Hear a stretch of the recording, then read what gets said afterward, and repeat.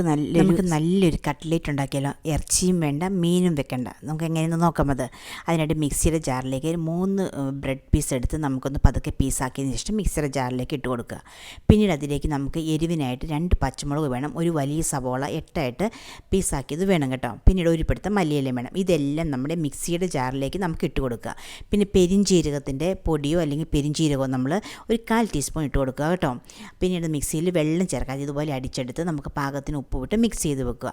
എന്നിട്ട് നമുക്ക് ഈ കട്ട്ലേറ്റിൻ്റെ ഏത് ഷേപ്പാണ് നമുക്ക് എടുക്കേണ്ടത്, കട്ട്ലേറ്റിൻ്റെ രൂപത്തിൽ നമുക്ക് ഇഷ്ടമുള്ള ഷേപ്പിൽ പരത്തിയെടുക്കുക.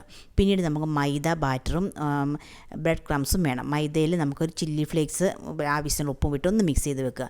മൈദയുടെ ബാറ്ററി മുക്കുക, ബ്രെഡ് ക്രംസിൽ മുക്കി നമുക്ക് എണ്ണ 2 ടേബിൾ സ്പൂൺ എണ്ണ മതി നമുക്ക് തിരിച്ച് മറിച്ചെടുക്കുക കേട്ടോ. നല്ല ചൂടോടുകൂടി സോസിൻ്റെ കൂടെ നമുക്ക് കഴിക്കാം.